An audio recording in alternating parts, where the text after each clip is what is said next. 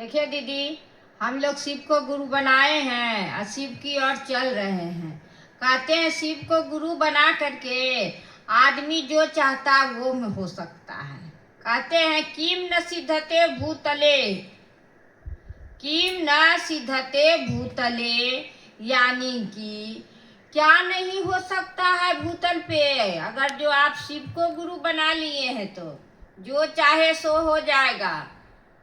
जो नहीं भी होने का रहता है वो भी हो जाता है महादेव की दया से। दीदी, हमारे महादेव तो ऐसे हैं, अपने शिष्य को पल प्रतिपल तलाश करते हैं और अपनी ओर लेके चलते हैं।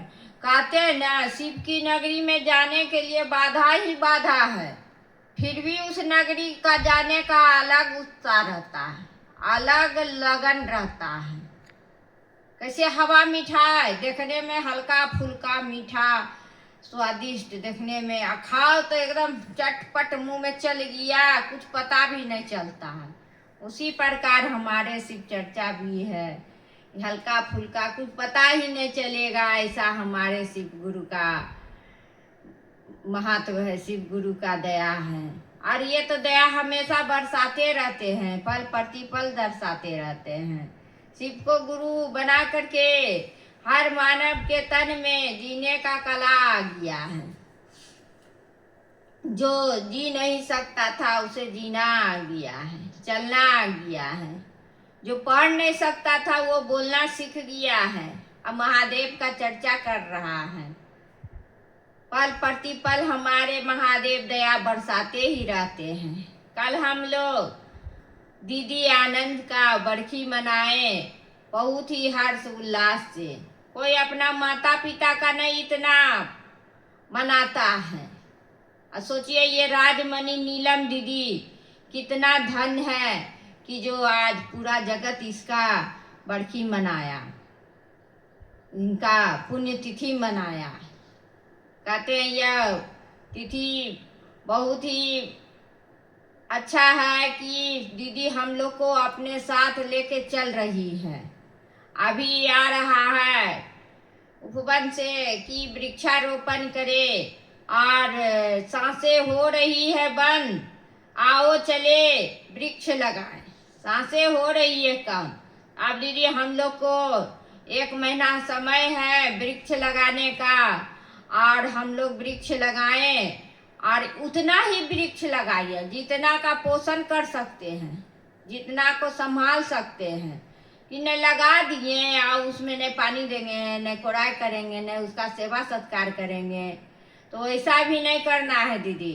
वृक्ष उतना ही लगाइए कि उसको हम पोषण कर सके, उसको देखभाल कर सके। तो शिव को गुरु बनाए हैं और कहते हैं न शिव को गुरु बना लीजिए और चादर ओढ़ के सो जाइए। देखिए गुरु सोने नहीं देंगे, वो अपना शिष्य को अपने ओर लेके चलते हैं और उससे काम कराते हैं। तो हम लोग का काम है कि 3 सूत्र करना है और लोगों को तक भी बताना है कि आप भी 3 सूत्र कीजिए, हमारे गुरु महादेव है, आपके भी गुरु महादेव हो जाएंगे। अब होते हैं दीदी। कहते लाली मेरी लाल के चित देखूं चित लाल, लाली देखन मैं चला मैं भी हो गई लाल। मैं तो चली थी शिव का चर्चा सुनने के लिए, देखने के लिए, या तो मैं भी शिव के रंग में रंगा गई और शिव शिष्य बन गई। यही तो हमारे गुरु की कला है। जो देखने जाते हैं उसको अपने रंग में रंग लेते हैं और उसका भी रंग लाल हो जाता है, गुरु के समान हो जाता है। गुरु अपने सम्मुख उसे भी अपने सम्मुख ले लेते हैं और अपना बना लेते हैं। तो दीदी हमारे गुरु तो ऐसे हैं जो कोई भी शिष्य को दर्द देखना नहीं पसंद करते हैं। कोई भी शिष्य अगर जो दर्द में रहता है तो हमारे गुरु को दर्द होता है। अगर जो शिष्य एक आंसू रोता है तो गुरु 1000 आंसू रोता है। दीदी अपना शिष्य को बहुत ही प्यार करते हैं हमारे गुरु। जैसे माता पिता घर में अपने बच्चे को कितना प्रेम से प्यार से रखते हैं, खाना खिलाते हैं। जो बच्चा छोटा रहता है उसको मुंह में खिलाते हैं ताकि मेरा बच्चा खाए, उसका पेट भरे। वैसे हमारे महादेव अपने बच्चे को, अपने शिष्य को प्यार करते हैं और आगे चलने की राह दिशा दिखाते हैं, चलाते हैं, बताते हैं कि बनो तो शिव, रहो तो शिव, जियो तो शिव। तो दीदी अब हम लोग का जिंदगी में क्या है, शिव बन के रहना है, शिव जैसा चलना है, शिव जैसा जीना है। कहते हैं शिव की शिष्यता का क्या आचरण है? क्या आचरण होगा दीदी? झुक के चलना। कोई दो शब्द बोल भी दे तो उसके पे कोई परवाह नहीं करना है। बोल दिया महादेव का शिष्य है, बोला हमको क्या है, हम तो महादेव का शिष्य है। महादेव हमारे देख रहे हैं ना कौन क्या कर रहा है। हम लोग के साथ कुछ वैसा होता है भी ना तो महादेव के ऊपर छोड़ देते हैं। अब महादेव के कहते हैं महादेव तुम्हें एक इंसाफ कीजिए, और करते हैं इंसाफ। तो हमारे महादेव देखते हैं कि कौन गलत है कौन सही है, बोल देते तो समझा देते हैं। तो हम लोग महादेव का काम करते हैं, महादेव जैसा बताते हैं, साहेब भैया जैसा बताते हैं, समझाते हैं, वैसा चलते हैं। अपना कुछ नहीं चलता है दीदी, अपना कुछ नहीं है। कहते हैं शिव के रास्ता पे चलिएगा, सच्चाई का रास्ता पे चलिएगा तो वहाँ कांटा ही कांटा रहेगा, बाधा ही बाधा रहेगा। तो जो बाधा पे चल गया, बाधाएं को पथ बना के चल गया तो वो शिव की ओर पहुंच गए। चलने वाले को सीढ़ी, पहाड़ भी सीढ़ी हो जाता है, और जो नहीं चलना चाहता है उसके लिए सीढ़ी भी पहाड़ है। तो हमारे साहेब भैया ने बोले अवरोधों को ही आरोहण बना दो, अवरोधों को ही आरोहण बना दो, यानी कि बाधाओं को ही पथ बना दो। कितनों भी बाधा आए उस पे चल पड़ो, और चल पड़ोगी आप सही जगह महादेव के तक पहुंच जाइएगा। कहते गति भी वही है, गंतव्य भी वही है। हम लोग को गंतव्य है कि शिव तक जाना है, शिव की ओर चल रहे हैं, शिव की नगरी में चल रहे हैं। साहेब भैया तो एक ऐसे मानव थे, युग पुरुष, जो धरती पे आए और जन जन को तार दिए और जन जन को बता दिए कि शिव मेरे गुरु है, आपका भी गुरु हो सकता है। कोई गुरु में ऐसा नहीं किए। बहुत सा साधु संत आए, बहुत सा गुरु आए, सब अपना बताएं कि हम गुरु हैं, हम जो बोलते हैं वैसे चलो। लेकिन हमारे साहेब भैया ने बोले कि नहीं, मैं गुरु नहीं हूँ, गुरु सिर्फ मात्र महादेव है, शिव है, शिव की ओर चलो। शिव का शिष्य कैसा हो सकता है? शिव जैसा होगा। अगर गुरु पहलवान है तो पहलवानी सिखाएगा, और गुरु दर्जी है तो दर्जी का काम करना सिखाएगा, गुरु मास्टर है तो पढ़ना लिखना सिखाएगा। तो हमारे गुरु तो शिव है, तो शिव जैसा ही न बनना सिखाएगा। हम लोग शिव जैसा ही बनने का प्रयास में रहते हैं। महादेव आप अपने जैसा बनाइए और हमें ज्ञान और बुद्धि दीजिए कि आपका सही मार्ग, सही दर्शन दिखाइए कि आपका सही से काम कर सके। साहेब भैया कहते हैं ना, जो ईमानदारी से काम करेगा उसका पद प्रथालन करेंगे। तो पद प्रथालन ईमानदारी से कीजिएगा तब न दीदी। कहिएगा महादेव को गुरु बना लिए, महादेव तो कुछ करते ही नहीं हैं, तो क्या करेंगे? आप ईमानदारी से नहीं चल रहे हैं। ईमानदारी से चलिएगा तो महादेव आपको देखेंगे। कहते शिष्य का तलाश करते हैं महादेव। महादेव तो करते हैं लेकिन आपको न चलना होगा, हम लोग को न चलना होगा ईमानदारी से। कहते कांटों पे ही चढ़ के गुलाब खिलते हैं। गुलाब जब खिलते हैं तो देखते हैं पोड़ कितना कांटा रहता है, ऊपर में जाके गुलाब खिलता है। उसी तरह शिव की शिष्यता है। राह में बहुत कांटा आएगा, बहुत बाधा आएगा, लेकिन अंत में गुलाब जैसा उसका शिष्यता खिलेगा। तो उसी प्रकार हमारी शिष्यता है दीदी कि राह में तो कांटा आती है, रोकने वाला बहुत आदमी रोकता है, बाधा देने वाला बहुत आदमी देता है, लेकिन उस बाधाएं पे ही स्वतः चल पड़ते हैं तो बाधाएं अपने आप खत्म हो जाती है दीदी। कांटा तो कांटा आती है, कहते हैं अगर जो ज्यादा ज्ञान भी हो गया तो वो कांटा भी चुभता है, और उस कांटे को फिर कांटे से ही निकाला कांटा। अगर जो कोई गड़ गया पैर में तो एक बबूल का कांटा गड़ा, दूसरा बबूल के कांटा से ही उस कांटे को निकालते हैं और फिर दोनों कांटा को फेंक देते हैं, क्योंकि उसको भी जेब में रख लेंगे ना तो वो भी गड़ेगा। इसलिए ज्ञान का कांटा को भी फेंक देते हैं और ज्ञान का भी कांटा को फेंक देते हैं, और फेंक के अपने महादेव की ओर चलते हैं। हमारे महादेव हम लोग को पल प्रतिपल दया बरसाते हैं। दया तो बरस रही है, लेकिन कोई पात्र तो चाहिए, तो पात्र बनिएगा तब तो, पात्र नहीं बनिएगा तो कहाँ से दया मिलेगा।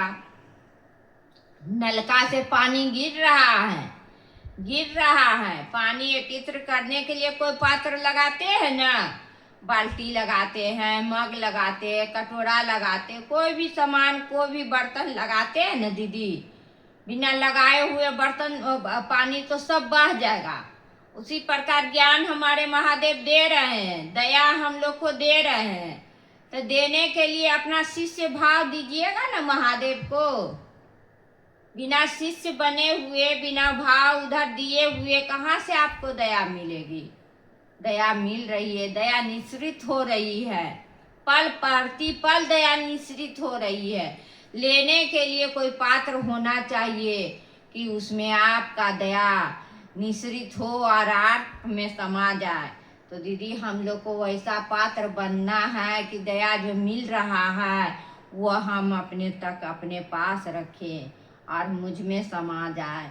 दीदी शिव को गुरु बना लिए हैं और महादेव से पल प्रतिपल यही दया मांगते हैं कि मैं भी शिष्य बनूं और जगत के एक एक व्यक्ति शिष्य बने। ऐसा कोई नहीं कहा, लेकिन हमारे साहेब ने कहे कि इस परमात्म पद पे चलने का अधिकार हर नर नारी को है। ऐसा कोई गुरु नहीं कहा, लेकिन हमारे साहेब भैया ने बोले हर नर नारी को इस परमात्म पद पे चलने का अधिकार है। और चल रहा है दीदी, न जात देखा, न पात देखा, न धन देखा, न दौलत देखा, न अमीर देखा, न गरीब देखा, शिव को अपना गुरु बना लिया। और गुरु बना के साहब भैया ने बोले जो जैसे है उसे आबा, शिव को अपन गुरु बनाबा। गुरु बना करके हम लोग चल रहे हैं। शिव हमारे गुरु है, जन जन के गुरु है, शिव सबका गुरु है। ऐसा नहीं है कि सिर्फ मेरा है, उसको अपना बनाना पड़ता है। उस भोले बाबा को तो बच्चा से ही पूजते थे, सोमवारी व्रत करते थे, शिवरात करते थे, लेकिन वो जो दान दाता है वो ज्ञान दाता भी है, वह पता नहीं था कि दान दाता ही भोले बाबा हमारे ज्ञान दाता भी बन सकते हैं। उससे थोड़ा ज्ञान मांग लीजिए ना। तो ज्ञान मांगने का हम लोग को पता नहीं था दीदी, और ज्ञान तो देते हैं जब वो गुरु बने हैं तो उसके सम्मुख होइएगा तब तो ज्ञान देंगे, उसके बिना सम्मुख हुए नहीं ज्ञान देंगे। तो उसके सम्मुख होइए और उससे ज्ञान मांगिए और ज्ञान देते हैं। एक दिन का बात है, उपवन में चर्चा हो रही थी और वहाँ सब कोई को चाय पिलाया गया। एक आयोजक थे, उसे चाय नहीं मिला, तो उसने उस समय फोन वगैरह नहीं था, तो वो एक दिन के बाद साहब को फोन चिट्ठी लिखते हैं, साहब को मालूम कि मैं आपका गए उपवन में चर्चा किए और मुझे चाय सबको पिलाया गया, मुझे चाय नहीं मिला, मैं इस आयोजक पद को त्यागता हूँ। साहब भैया बोले देखो कैसी बात है, आदमी जिंदगी के लिए बंदगी के लिए जिंदगी छोड़ देता है। आइए बंदगी के लिए जिंदगी के लिए बंदगी को ही छोड़ दिया। उसी पे बोले हाँ, एक वो लोग थे जो बंदगी के लिए जिंदगी को छोड़ दिए। हाँ, और वो एक लोग है जो जिंदगी के लिए बंदगी को छोड़ दिए। देखिए दीदी, साहब भैया तो हमारे जिंदगी छोड़ दिए, बंदगी के लिए जिंदगी छोड़ दिए जीना। क्या उसका परिवार नहीं था? 3 बच्चे, अपने साहब भैया, दीदी, माँ, परिवार तो था ना दीदी, लेकिन फिर भी वह जिंदगी छोड़ दिए महादेव के लिए। जिए तो महादेव के लिए। कहते हैं शिव के लिए, शिव को चाहा मैंने शिव के लिए, खुद के लिए नहीं। औरों ने तो चाहता है शिव से पाने के लिए, लेकिन एकमात्र साहब भैया ही शिव को चाहा शिव के लिए। और तब हम लोग चल रहे हैं, जो साहब भैया 3 सूत्र दे दिए हैं उसी के आधार, उसी के अनुसार चल रहे हैं। ये शिव की वाणी है, शिव चर्चा है दीदी। अपने साहब भैया की बात बतानी है, लोगों तक पहुंचानी है। अगर जो मेरी बात अच्छी लगी हो तो ज़्यादा से ज़्यादा शिव शिष्यों तक शेयर कीजिए और इसे आगे बढ़ाने का प्रयास करें। धन्यवाद।